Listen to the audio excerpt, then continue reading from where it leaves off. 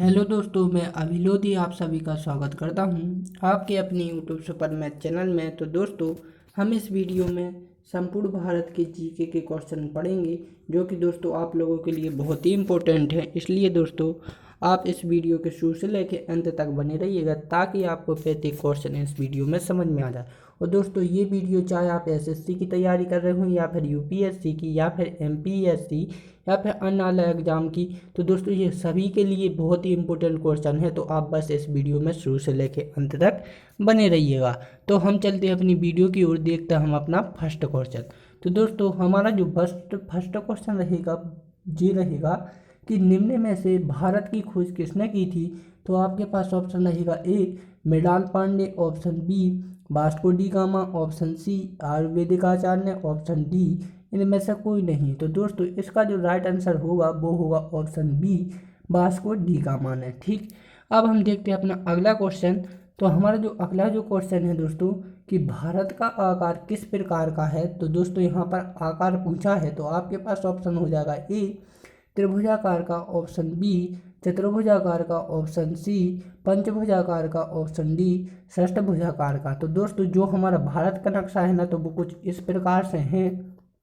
तो हमारा जो है तो वो है त्रिभुजाकार। ऑप्शन ए इसका राइट आंसर हो जाएगा, कि जो उसका आकार है भारत का, हमारे इंडिया का, वो त्रिभुजाकार है। ठीक, अब हम अगला क्वेश्चन देखते हैं कि उत्तर से दक्षिण तक का, क्या दोस्तों, उत्तर से दक्षिण तक का भारतवर्ष की कुल लंबाई कितनी है। तो दोस्तों, ये आपको बहुत ही इंपॉर्टेंट क्वेश्चन है, जो 2012 में पूछा गया था। ठीक, तो आपके पास ऑप्शन रहेगा A 3425 kilometre, option B 2412 kilometre, option C 3735 kilometre, option D 3214 kilometre. तो इसका जो दोस्तों राइट आंसर हो जाएगा कि जो उत्तर से पूरा, ठीक, सॉरी उत्तर से दक्षिण, ये है उत्तर और ये है पूरब। ठीक, जो उत्तर से दक्षिण की ओर है दोस्तों, तो वो है 3214 किलोमीटर। ठीक, और दोस्तों यदि हम बात करें पूरब से पश्चिम की ओर, तो वो है 2933 किलोमीटर। ठीक, याद रखिएगा, ये जो मैं अगल से बोला हूँ इसे भी आप नोट करते चलिएगा। ठीक, तो ये कितनी है दोस्तों, पूरब से पश्चिम की ओर 2933 किलोमीटर, और दोस्तों जो उत्तर से दक्षिण में है वो 3214 किलोमीटर। ठीक, तो आपके पास ऑप्शन डी हो जाएगा, 3214 किलोमीटर क्या है, उत्तर से दक्षिण है। और पूरब से पश्चिम कितनी है दोस्तों, 2933 किलोमीटर। ये इंपॉर्टेंट क्वेश्चन है, 2012 में आया हुआ था। ठीक, नेक्स्ट क्वेश्चन की ओर चलते हैं हम दोस्तों। तो हमारा जो नेक्स्ट क्वेश्चन रहेगा कि क्षेत्रफल की दृष्टि से भारत दुनिया का कौन सा बड़ा देश है। तो आपके पास ऑप्शन हो जाएगा ए 21वां, ऑप्शन बी 5वां, ऑप्शन सी 3वां, ऑप्शन डी तो 7वां। तो दोस्तों, जो क्षेत्रफल की दृष्टि से है ना, तो दोस्तों क्षेत्रफल की दृष्टि से हमारा भारत 7वें स्थान पर आता है। ठीक, कितने 7वें स्थान पर आता है। और फर्स्ट स्थान पर कौन सा है दोस्तों, वो है रूस। तो याद रखिएगा, फर्स्ट स्थान पर रूस आता है और हमारा आता है 7वें स्थान पर। ठीक, और यदि हम दोस्तों जनसंख्या की दृष्टि से कहें, तो जनसंख्या की दृष्टि से दोस्तों हमारा दूसरा बड़ा देश है। ठीक, कौन सा है, दूसरा, और प्रथम है चीन। ठीक, तो ये इसे भी आप याद रखिए। क्षेत्रफल की दृष्टि से हमारा 7वां स्थान आता है, और जनसंख्या की दृष्टि से दूसरा आता है। ठीक, और दोस्तों क्षेत्रफल की दृष्टि से सबसे बड़ा देश रूस है, और जनसंख्या की दृष्टि से सबसे बड़ा चीन है। ठीक, तो इसे भी आप याद रखिए, जो मैं अगल से लिखा रहा हूँ ना, इन्हें भी आप नोट करते चलिएगा। ठीक, नेक्स्ट क्वेश्चन की ओर चलते हैं अब हम, और देखते हैं हम अपना नेक्स्ट क्वेश्चन के क्या है। तो दोस्तों, हमारा जो नेक्स्ट क्वेश्चन रहेगा कि स्वतंत्र भारत की पहली जनगणना, क्या दोस्तों, जो हमारा स्वतंत्र भारत है, ठीक, पहले स्वतंत्र भारत था, तो उसकी जो जनगणना हुई थी वो किस सन में हुई थी। ठीक, तो आपके पास ऑप्शन रहेगा A 1962, option B 1951, option C 1947, option D 1983। तो दोस्तों, हमारा जो आज़ादी के बाद, क्या दोस्तों, हमारे आज़ादी के बाद, ठीक, तो हमारा सॉरी गुलामी के बाद जो स्वतंत्र हमारा भारत हुआ था, तो उसकी जो जनगणना हुई थी, तो वो हुई थी 1991 में। ठीक, 51 में। ऑप्शन बी इसका क्या हो जाएगा, राइट आंसर हो जाएगा। ये भी इंपॉर्टेंट है, 2018 में एसएससी जीडी में दूसरी शिफ्ट में पूछा गया था। ठीक, नेक्स्ट क्वेश्चन की ओर चलते हैं अब हम।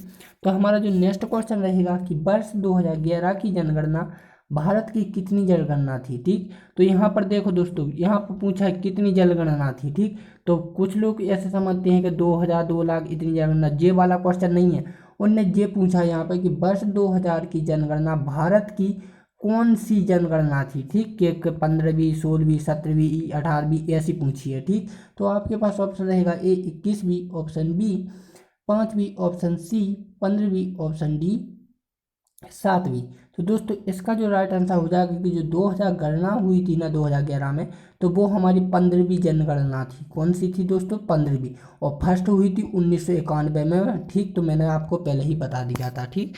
नेक्स्ट क्वेश्चन हम देखते हैं अब हमारा कि भारत का सर्वाधिक जनसंख्या वाला राज्य कौन सा है। तो यहाँ पर दोस्तों सर्वाधिक जनसंख्या वाला राज्य पूछा है। तो यहाँ पर जो सर्वाधिक आपको जनसंख्या वाला पूछ रहेगा, तो ऑप्शन रहेगा ए महाराष्ट्र, ऑप्शन बी रहेगा राजस्थान, ऑप्शन सी रहेगा उत्तर प्रदेश, ऑप्शन डी रहेगा सिक्किम। तो दोस्तों सर्वाधिक जनसंख्या वाला जो राज्य है तो वो है ऑप्शन सी उत्तर प्रदेश, ठीक। और यदि दोस्तों हम न्यूनतम की बात करें तो वो है सिक्किम। कौन सा है दोस्तों? सिक्किम, ठीक। न्यूनतम कौन है दोस्तों? सिक्किम है। तो आप इसे जरूर याद रखिएगा, ठीक।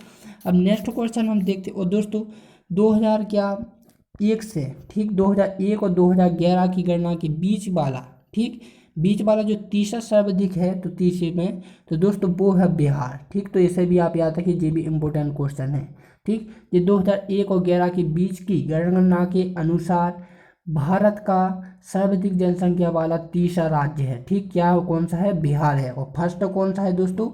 वो है उत्तर प्रदेश। और सबसे न्यूनतम माने सबसे छोटा यानी कम कौन सा है? सिक्किम, ठीक। तो इसे आप याद रखिएगा। नेक्स्ट क्वेश्चन अब हम देखते हैं कि भारत का सर्वाधिक साक्षरता वाला राज्य कौन सा है। तो दोस्तों आपके पास ऑप्शन हो जाएगा A Maharashtra, option B Rajasthan, option C Kerala, option D Sikkim. तो दोस्तों इसका जो राइट आंसर होगा तो ऑप्शन सी इसका राइट आंसर होगा। कौन सा है दोस्तों? वो है केरल, ठीक। तो आप इसे जरूर याद रखिएगा। नेक्स्ट क्वेश्चन की ओर चलते हैं। अब हम देखते हैं अपना अगला क्वेश्चन। तो हमारा जो अगला क्वेश्चन रहेगा दोस्तों वो कुछ इस प्रकार से रहेगा कि भारत के प्रधानमंत्री का कार्यकाल कितना होता है, ठीक। तो दोस्तों यहाँ पर भारत के प्रधानमंत्री, ठीक, प्रधानमंत्री और लोकसभा में आप लोगों को एक ट्रिक बताता हूँ, ठीक। अब लोकसभा और प्रधानमंत्री ये यदि इसमें कार्यकाल पूछे तो एक ही होता है, ठीक। और यदि इनकी आयु पूछे तब भी वो एक ही होती है, तो आप इनकी रखना, ठीक, इसकी। और यदि दोस्तों राज्यसभा की पूछे तो फिर वो अगल होती है, ठीक। तो इसकी आपके पास ऑप्शन देख लेते हैं। 6 वर्ष ऑप्शन बी, 5 वर्ष ऑप्शन सी, 3 वर्ष ऑप्शन डी, 7 वर्ष। तो दोस्तों जो प्रधानमंत्री का कार्यकाल होता है वो सभी जानते हैं कि 5 वर्ष का होता है, ऑप्शन बी। और दोस्तों लोकसभा का भी कितना 5 साल का ही होता है, ठीक, 5 वर्ष का ही होता है। नेक्स्ट क्वेश्चन हम देखते हैं। तो हमारा जो नेक्स्ट क्वेश्चन रहेगा वो रहेगा ये कि प्रधानमंत्री बनने के लिए न्यूनतम आयु कितनी होनी चाहिए। देखो मैंने अभी हाल बताया था, ठीक, प्रधानमंत्री या फिर लोकसभा के सदस्य बनने के लिए, ठीक। तो वो जैसा भी पूछे क्वेश्चन आपको उसके अनुसार ही देना है, ठीक। आपके पास ऑप्शन रहेगा ए 18 वर्ष की आयु होनी चाहिए, तो आपके पास 21 वर्ष की ऑप्शन होनी चाहिए, या फिर 30 वर्ष की, या फिर 25 वर्ष की। तो दोस्तों प्रधानमंत्री बनने के लिए आवश्यक आयु होनी चाहिए 25 वर्ष, ऑप्शन डी इसका राइट आंसर हो जाएगा, ठीक। और विधानसभा में दोस्तों जो राज्यसभा होती है तो राज्यसभा सदस्य बनने के लिए 30 वर्ष की आयु होनी चाहिए, जो कि उसका कार्यकाल 6 वर्ष का होता है, सभी जानते हैं, ठीक। और लोकसभा का 25 वर्ष होता है, ठीक। और 5 वर्ष क्या होता है? उसका कार्यकाल होता है। तो याद रखना जी, चीज़ें बेसिक चीज़ें हैं दोस्तों, ऐसी चीज़ें आपको याद होनी चाहिए। नेक्स्ट क्वेश्चन हम देखते हैं हमारा कि नेक्स्ट क्वेश्चन क्या है कि अभी तक कितने प्रधानमंत्री की मृत्यु अपने पद पर रहते हुए हुई है। ये इंपॉर्टेंट है दोस्तों, 2018 में ही पूछा गया था, ठीक। तो आपके पास ऑप्शन रहेगा ए 2 मंत्री, ऑप्शन बी 4 मंत्री, ऑप्शन सी 3 मंत्री, ऑप्शन डी 5 मंत्री। तो दोस्तों ऐसे केवल से केवल 3 ही मंत्री हैं जिनका देहांत क्या प्रधानमंत्री बनते हुए पद पर रहते हुए ही हुआ है, ऐसे 3 हैं, ठीक। तो नेक्स्ट क्वेश्चन हम देखते हैं कि भारत के मानचित्र पर 1 नवंबर, देखो ये इंपॉर्टेंट क्वेश्चन है तो ठीक है दोस्तों, ये 2018 में ही है, ठीक। तो भारत के मानचित्र पर 1 नवंबर 2000 को 26वां राज्य बना था, वह कौन सा राज्य है। तो यहाँ पर पूछा है दोस्तों कि वह कौन सा राज्य है, तो आपको बताना है। तो आपके पास ऑप्शन रहेगा A Uttarakhand, option B Jharkhand, option C Chhattisgarh, option D Telangana.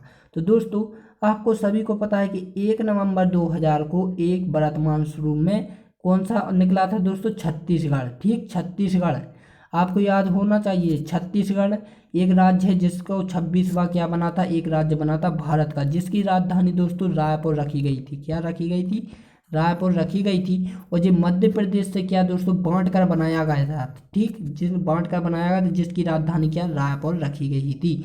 तो आपको ये भी याद होनी चाहिए, ठीक। और अगली जो बात करें दोस्तों उत्तराखंड की, तो 9 नवंबर, ठीक, कितनी, 9 नवंबर को, ये भी आप याद रखना जो मैं लिख रहा हूँ, 9 नवंबर 2000 को, ठीक, 9 नवंबर 2000 को एक जो 27वां राज्य बना था वो बना था उत्तराखंड, ठीक, उत्तरांचल, ठीक, कौन सा बना था? उत्तरांचल, जो कि दोस्तों पहाड़ी क्षेत्र से काट कर बनाया गया था, जिसकी राजधानी दोस्तों देहरादून है, ठीक, क्या है दोस्तों? देहरादून। तो आप इसे भी याद रखना, ठीक, मैं ये थोड़ा मिटा दूँ इसके बाद बताता हूँ, ठीक दोस्तों।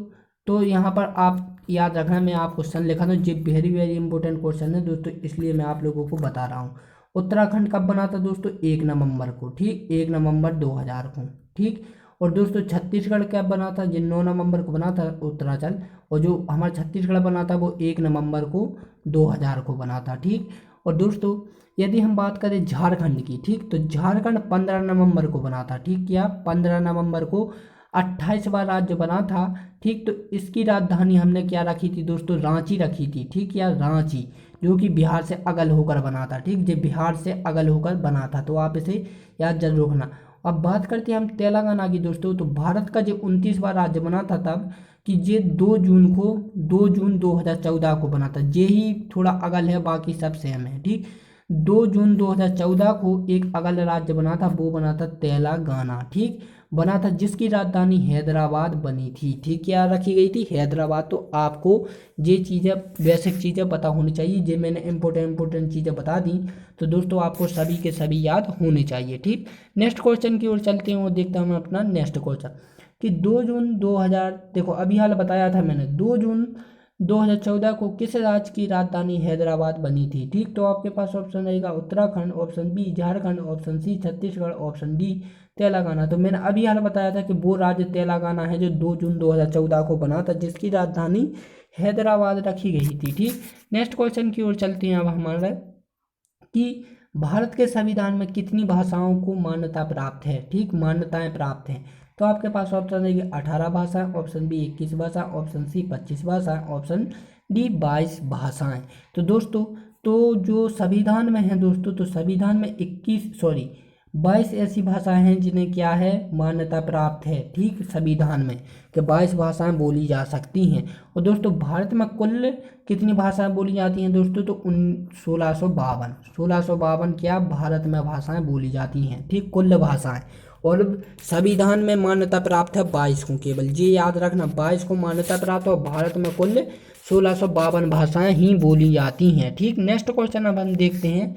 तो नेक्स्ट क्वेश्चन रहेगा कि दोस्तों भारत में कुल कितने उच्च न्यायालय हैं? तो ये इंपॉर्टेंट क्वेश्चन है, इसे भी आप देख लीजिए। 61, option B 21, option C 31, option D रहेगा हमारा कितना दोस्तों? 22। तो दोस्तों आपका जो राइट आंसर हो जाएगा कि कुल कितने उच्च न्यायालय हैं, तो ऑप्शन बी इसका राइट आंसर हो जाएगा। 21 उच्च न्यायालय हैं हमारे भारत में कुल, ठीक। नेक्स्ट क्वेश्चन हम देखते हैं दोस्तों, कि किसी राज्य में राष्ट्रपति शासन कितने समय के लिए रह सकता है? तो दोस्तों आपके पास ऑप्शन रहेगा ए 6 वर्ष, ऑप्शन बी 5 वर्ष, ऑप्शन सी 3 वर्ष, ऑप्शन डी 7 वर्ष।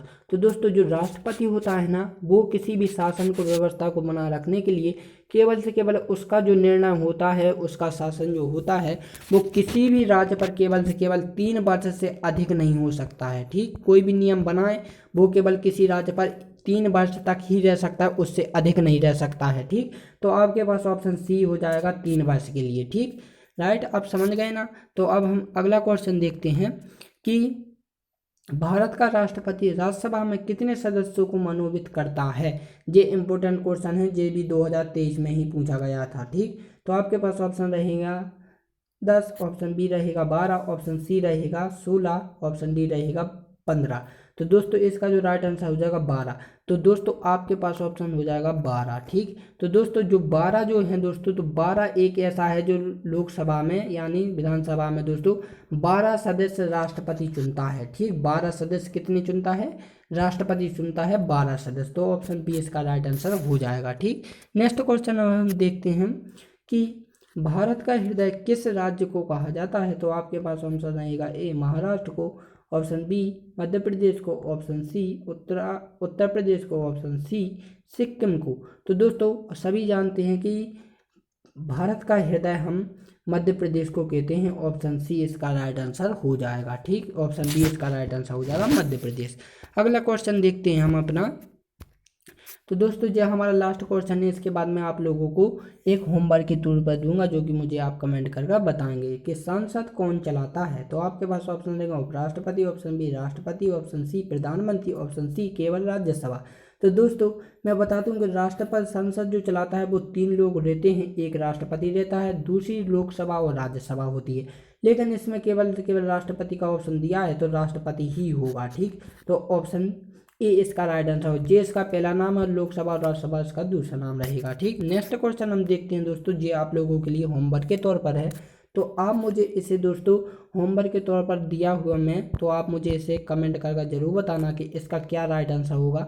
तो दोस्तों यदि आपको ये वीडियो अच्छी लगी है तो प्लीज़ इस वीडियो को लाइक एंड सब्सक्राइब कर दें। साथ ही साथ दोस्तों इसे अपने मित्रों को भी शेयर कर दें, ताकि वे भी इसका पूरा का पूरा लाभ उठा सकें दोस्तों।